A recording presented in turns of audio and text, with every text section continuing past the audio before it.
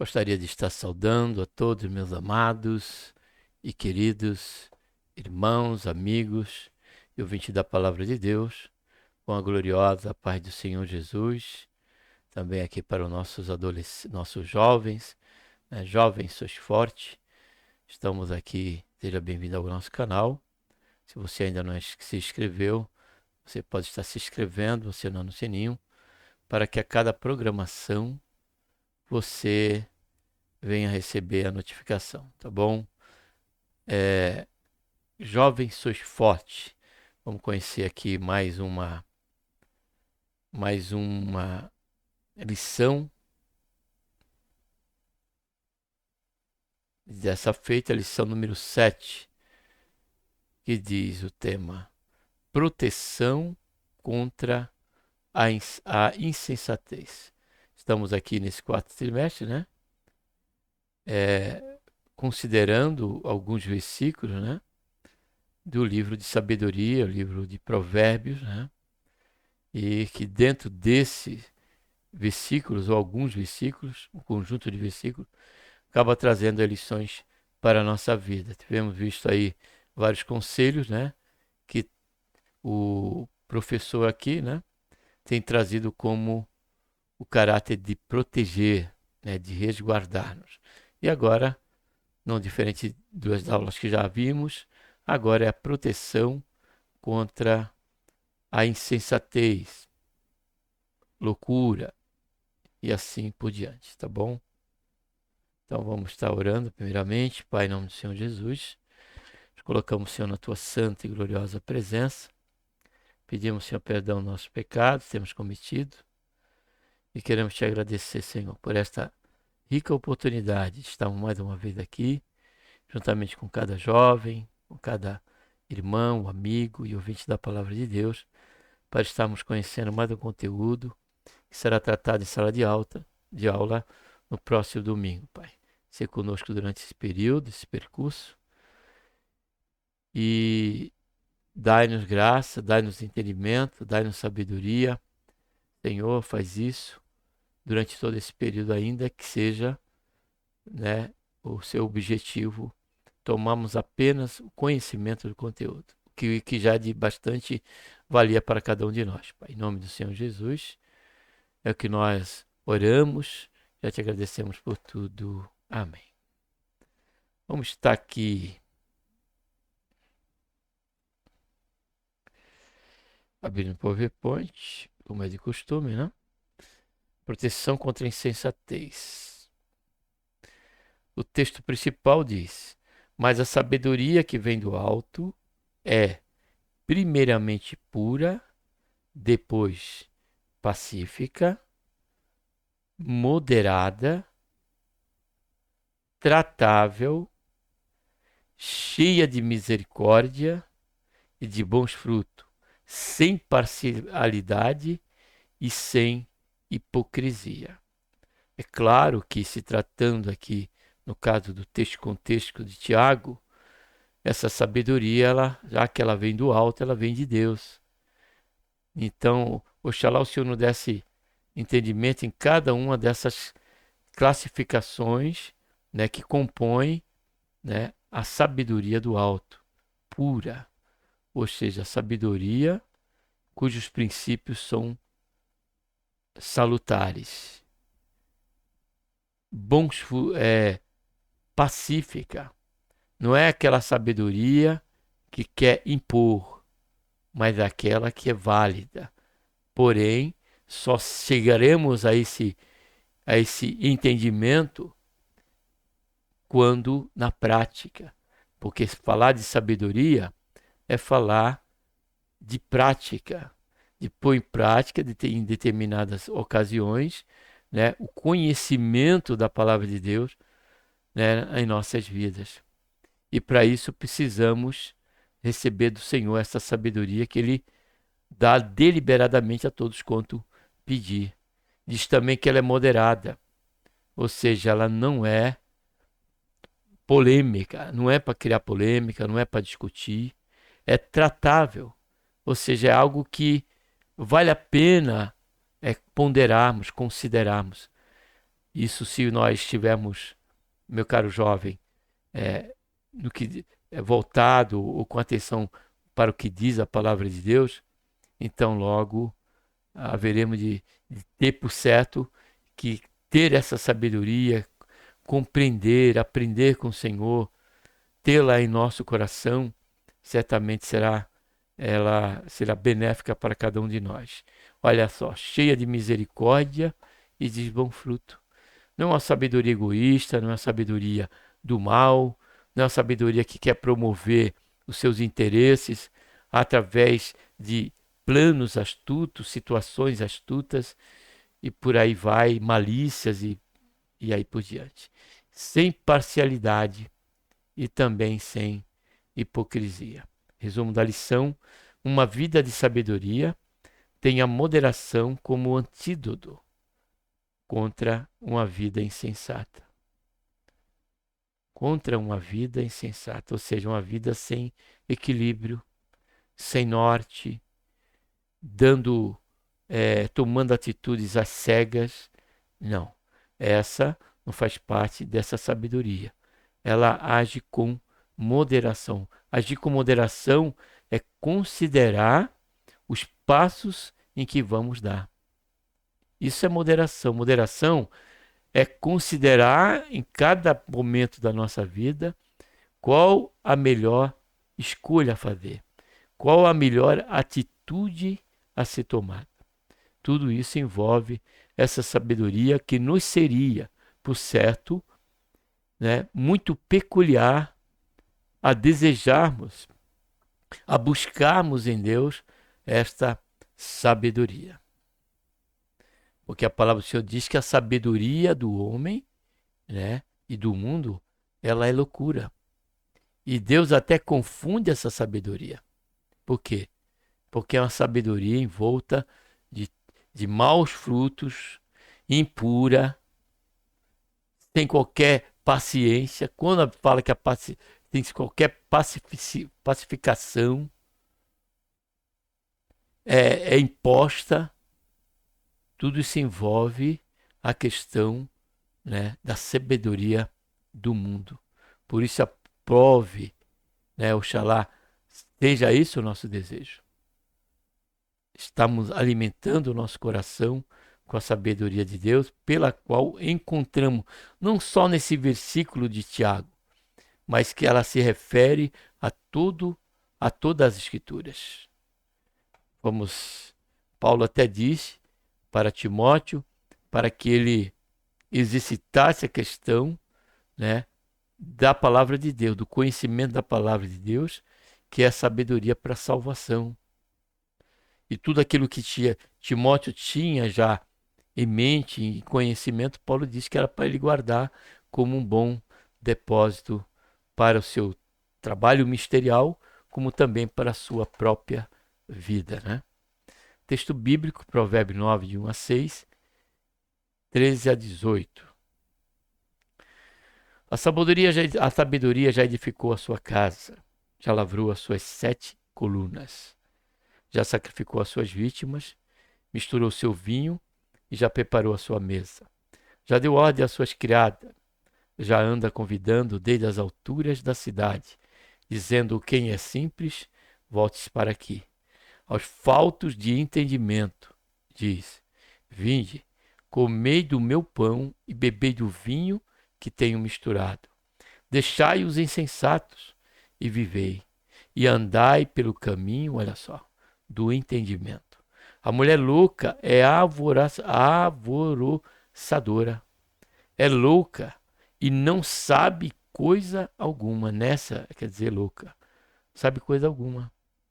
Essa inércia pode ser louca, pode ser insensata também. E assenta-se à porta da sua casa ou numa cadeira nas alturas da cidade, para chamar os que passam e segue direito o seu caminho. Quem é simples, volte-se para aqui. E aos faltos de entendimento diz: as águas roubadas são doces, e o pão comido às ocultas é suave, mas não sabem que ali estão os mortos, que os seus convidados estão nas profundezas do inferno. Observe que o texto que de 9 a 1 a 6 e 3 a 18 traz aqui a prefiguração, né, na questão da discrepância entre a sabedoria à luz da Bíblia, sabedoria vindo do alto, em contraste com esta mulher que representa a insensatez, que representa aqueles que querem andar segundo os seus próprios deleites, sem qualquer temor a Deus, sem desejo de conhecer a Deus. Prefere falar como Nécio no Salmo 14, não há Deus, diz o Nécio ali, versículo 1 do Salmo 14. Essa representatividade aqui se traz através da figura desta mulher. Desta mulher no sentido da vida, daquelas que se aproveitam e buscam tirar proveito de quem? Daqueles que são sinceros, daqueles que são caminho direito. E ela busca enganar, convidar para um deleite, né, cuja ali já não é a mesa preparada, mas a cama e o leito do pecado preparado. Só que tudo isso é um caminho de morte, como diz o versículo 18. E, como diz, não sabem que ali estão os mortos e que os seus convidados estão nas profundezas do inferno. Esse é o fim, esse é o fruto a ser colhido por uma vida sobre a insensatez. Introdução nesta lição, vamos estudar o capítulo 9, que apresenta duas senhoras. A primeira, a sabedoria, e a segunda, a loucura. A qual delas daremos ouvido? A qual dela daremos ouvidos? A palavra de Deus, caro jovem e adolescente, ela nos traz muita linguagem, né? Ela traz aí, como conhecemos, a parábola, né? Ela traz também a metáfora, né? E ela traz aqui, né, uma questão de uma comparação, uma personificação. Está aqui personificado sobre esses dois aspectos, tanto a sabedoria como a loucura, pela representatividade de duas mulheres. Duas senhoras, Dona Sabedoria e Dona Loucura. Subponto 1, capítulo 9. Esse capítulo de Provérbios é a conclusão da primeira seção do livro, que se caracteriza pela apologia da sabedoria. Neste 9, primeiro capítulo, o sábio deseja mostrar o quanto a sabedoria é boa, verdadeira e bela, quando compreendida e aplicada à vida do jovem que dela se alimenta. Assim, o capítulo 9 está dividido em 3 seções: convite da Senhora Sabedoria, o interlúdio entre os dois convites e o convite da Senhora Loucura. Nesta lição, nós deteremos nas seguintes sessões, versículo de 1 a 6 e 13 a 18. A Senhora Sabedoria. O capítulo 9 apresenta a sabedoria como uma senhora que, em primeiro lugar, edificou a sua casa sob 7 colunas, ou seja, uma casa espaçosa, alicerçada e confortável para receber os que desejam um acolhimento em suas dependências. Além disso, ela preparou a mesa com comidas apetitosas, bebida de aromas agradáveis. Desta forma, ela deu ordem às criadas para convidar todos os que são simples e falto de entendimento. É interessante destacar aqui que as criadas normalmente são apresentadas como os mestres, os líderes espirituais e os pais que constituem a relação do jovem. Neste contexto, a Senhora Sabedoria conclama todos os jovens: vinde, comei e bebei da sabedoria.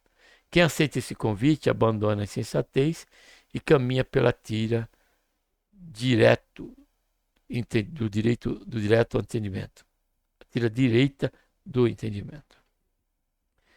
Terceiro subponto, a Senhora Loucura. Diferentemente da Senhora Sabedoria, A senhora loucura é alvoroçadora, isto é, barulhenta e ao mesmo sedutora em estratégias para laçar a sua vítima.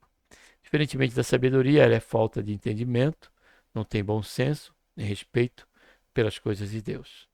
A arma da sua sedução é apresentada de uma posição de esplendor, pois a senhora loucura se assenta nas alturas da cidade. De lá, junto com a elite formadora de cultura, ela chama os jovens simples, seduzindo-os da seguinte forma: as águas roubadas são doces e o pão comido às ocultas é suave. Esse convite não lembra as falas da serpente a Eva? O capítulo encerra de maneira dramática, dizendo que onde a senhora loucura está, também se encontram os mortos, nas profundezas do inferno. Essa sessão então mostra que é melhor escolher o caminho de vida que o caminho da morte. Sabedoria como antídoto contra a insensatez. Primeiro subponto, a sabedoria apela para a mente. O convite da sabedoria em Provérbio 9 pode ser correlacionado com o apóstolo Paulo escreveu em Filipenses. Conta mais, irmão, tudo que é verdadeiro, tudo que é honesto, tudo que é justo, tudo que é puro, tudo que é amável, tudo que é de boa fama. Se há algum louvor nisso, pensai. Sim, atender de maneira prática aos apelos da sabedoria divina passa, como vimos em lições anteriores, pela faculdade do pensamento dominada pela palavra de Deus, com as coisas do alto. Assim, sendo o convite da sabedoria, é usar de maneira proposital a faculdade intelectual, de maneira que levemos cativo todo pensamento em Cristo. Essa sabedoria, caro jovem, só se dará essa citação, este convite da sabedoria, né, que é pacífica, que é pura, pacífica, e que não tem parcialidade, e os demais bons frutos e as demais qualidades, ela se dá esse sim da nossa parte, se dará pelo tempo em que damos importância à leitura das Escrituras e também o estudo, a exemplo do que nós estamos aqui. Estamos vendo aqui conteúdos a respeito ao capítulo 9 de Provérbios. Mas o exercício da leitura bíblica vai fazer com que essa realidade, vai fazer com que nós possamos desfrutar desta mesa, onde há delícias de vida. Observe que a sabedoria ela é personificada. E quem é que não tem a sabedoria, mas é a sabedoria? O próprio Senhor Jesus. E o que disse Pedro quando ele perguntou, naquele discurso duro em que todo mundo abandonou, e ele perguntou para os discípulos se eles também não queriam ir. Pedro antecipou e disse: para quem iremos? Observe que não foi local, foi uma pessoa. Para quem iremos se tu tens a palavra da vida? E a palavra da vida se encontra justamente quando desfrutamos continuamente desta mesa, que é as Escrituras, a palavra de Deus. Nela há pão e nela há vinho. E coisas que vai nos tornar agradável, saborosa a nossa vida e não só nosso paladar. Segundo subponto, a sabedoria apela para o fazer o bem. Pensando no que é eterno, santo e elevado do ponto de vista espiritual, essa realidade celestial, por intermédio do Espírito Santo, afeta o nosso sentido, desperta em nós o amor por Deus e, por isso, pelo próximo. Podemos colocar em prática o que pensamos. É aí que reside o exercício desta sabedoria. A sabedoria do alto é um chamado a fazer de maneira virtuosa o que pensamos. Em todo momento, o ensino do Novo Testamento é um chamado a colocar em prática o que pensamos de acordo com o que aprendemos com o Senhor Jesus e a sua palavra. onde ele diz em Tiago 1:22, para que sejamos não somente ouvintes, mas também praticantes. Até na questão do exercício da palavra de Deus, da leitura, o salmista diz aquele que medita, ou seja, aquele que investiga, aquele que cava, vai começando a escavar. O sentido do escavar, o exercício de escavar, é justamente não ter tanta pressa de lermos e buscarmos em Deus, né, a luz, né, como disse o salmista, para que possamos conhecer, né, as maravilhas reveladas em sua palavra para cada um de nós.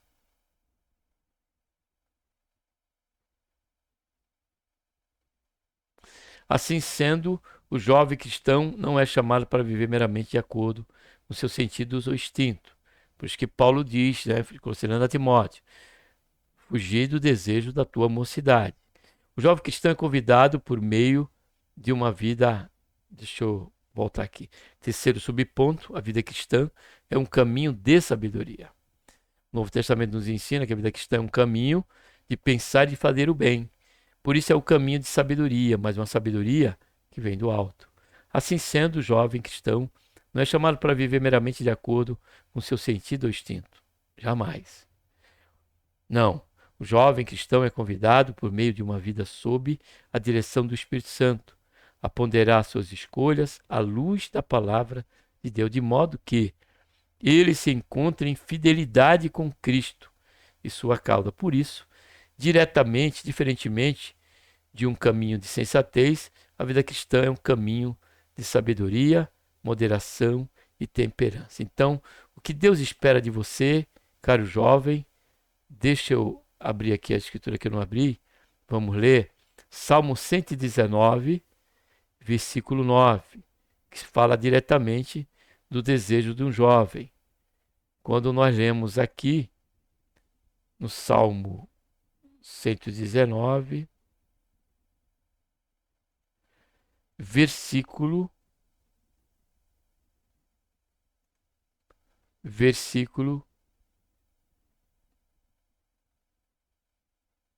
9. Observe que o jovem, orando a Deus, ele pergunta: como purificará o jovem o teu caminho? Aí Deus responde para ele a oração que ele fez para Deus: observando de acordo com a tua palavra. Agora, diante dessa resposta, observe a motivação deste jovem. De todo o meu coração tenho te buscado. Não me deixe desviar dos teus mandamentos. E, olha só, o versículo 11. Escondi a tua palavra no meu coração para não pecar contra ti.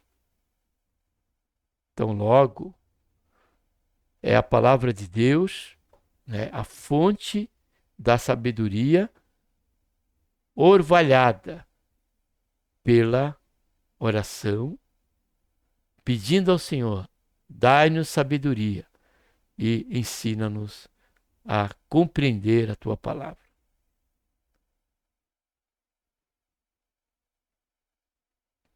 Vamos agora para o terceiro ponto, caminhando para o final aqui, né, do conteúdo.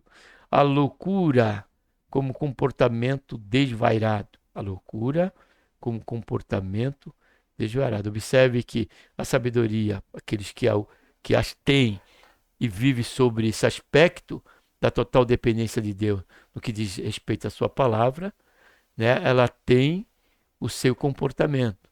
E agora aqueles que não querem ou pela ignorância vivem, né, separado, né, vendido à sua própria sabedoria, vendido à sua própria insensatez, ao seu orgulho que o faz permanecer desta maneira. Então vamos ver aqui o comportamento daqueles que estão sobre esse aspecto da insensatez. A senhora loucura apela aos sentidos. Diferentemente da senhora sabedoria, a senhora loucura apela para uma vida baseada apenas nos sentidos, nos instintos mais baixos do ser humano. Podemos perceber isso nos escritos de Tiago, em que ele descreve a loucura, ou melhor, a insensatez, como sabedoria terrena, animal e diabólica. Terreno e animal são expressões que revelam a agitação dos sentidos. Por isso, quem tem um estilo de vida baseado apenas no que sente, buscará a felicidade puramente por meio dos sentidos que expressam o prazer. Aí que reside, caro jovem, a questão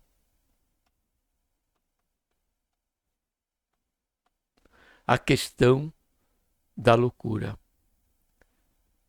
Aí que existe a questão, né, de estar vivendo uma vida totalmente dissoluta e colhendo frutos amargosos de frustração, né, que só vai trazer no seu final como uma picada de uma cobra, o veneno.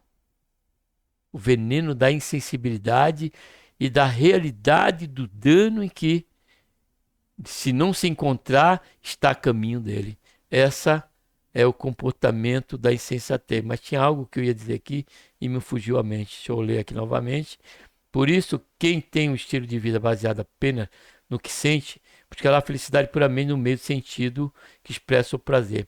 Agora me lembrei o que quer dizer. Aí que está a questão de muitos buscar, né, trazer sentido e dar sentido, trazer sentido para a sua vida ou dar sentido à sua vida.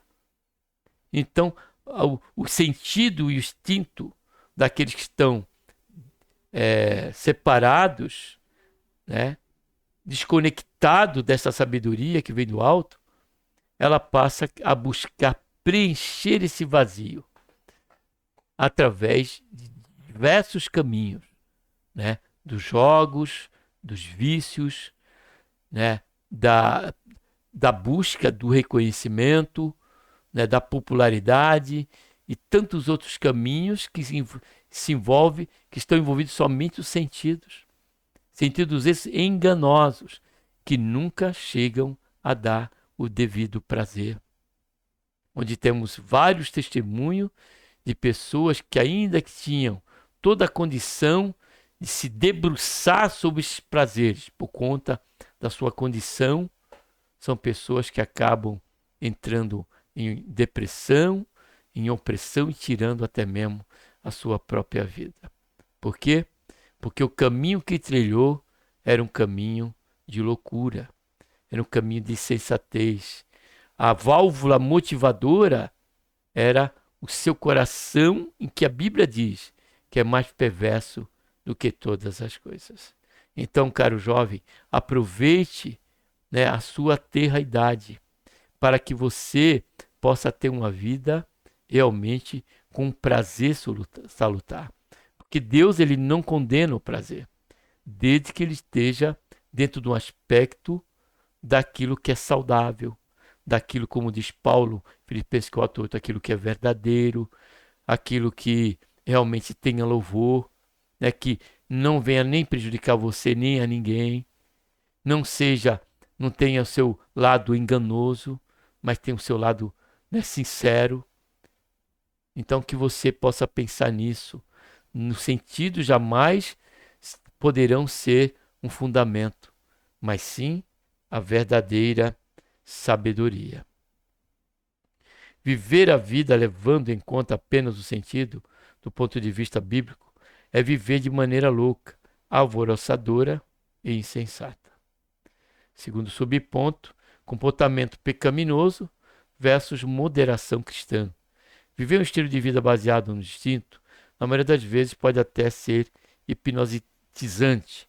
Na verdade, o comportamento pecaminoso parece mais convidativo e agradável do que o estilo de vida cristão. O problema é que, enquanto se vive desavisadamente por meio do sentido, em busca de prazer, a pessoa não desenvolve a consciência dos danos que vão se avolumando ao longo do tempo, que foi comentado, né?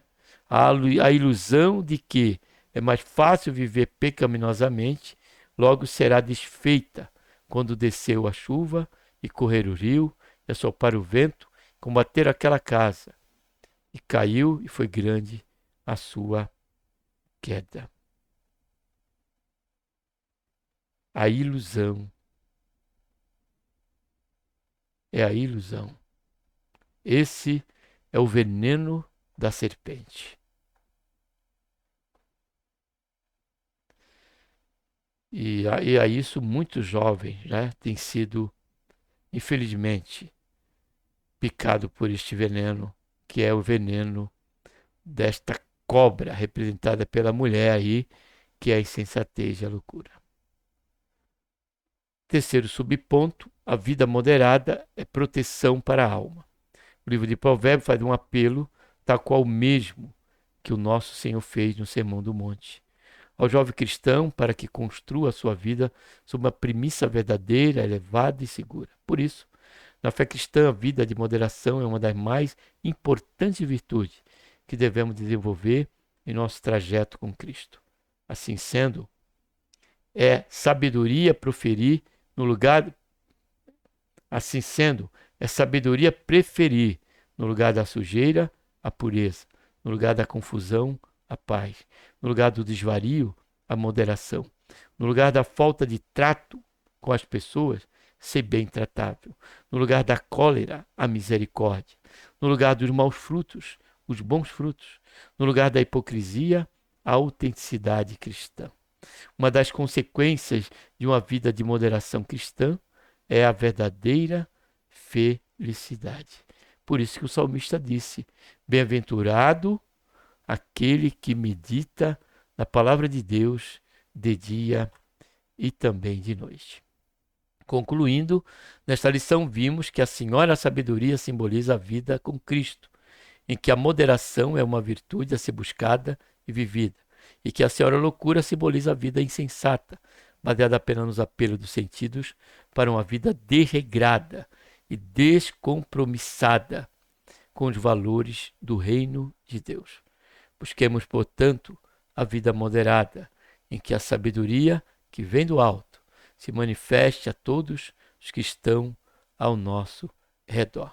E como o antídoto e o conselho de Paulo, não poderíamos encerrar diferente deste conselho, nós encontramos aqui em 1 Tessalonicenses, 1 Timóteo, se não estiver equivocado, capítulo 3, versículo 16, deixa eu ver se é ele. Não, é capítulo 4, versículo 16.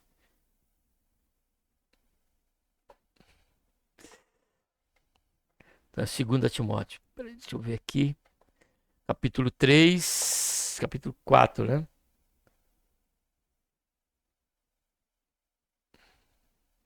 Então é 3, deixa eu ver, 3. É 3, olha como ele diz aqui. Paulo, conselhando a Timóteo. Toda a escritura é divinamente inspirada e proveitosa para ensinar, para repreender, para corrigir, para instruir em justiça, para que o homem de Deus seja perfeito, perfeitamente preparado para toda boa obra. Você só com muito temor, mas louvável esse exercício que eu vou propor para você, é trocar o nome homem por jovem. Tá bom, meu jovem? Ó, para que o jovem de Deus seja perfeito e perfeitamente preparado para toda boa obra. Como disse Pedro, que jovens sois fortes, porque tens guardado a palavra de Deus. Amém? Que Deus, por intermédio de Cristo Jesus, nos abençoe e até a próxima programação, quer dizer, melhor dizendo, até a próxima lição, né? Lição número 8, onde estaremos aí, né, aprendendo, conhecendo mais um conteúdo desse maravilhoso trimestre que foi aí preparado para você que é jovem, tá bom? Em nome do Senhor Jesus.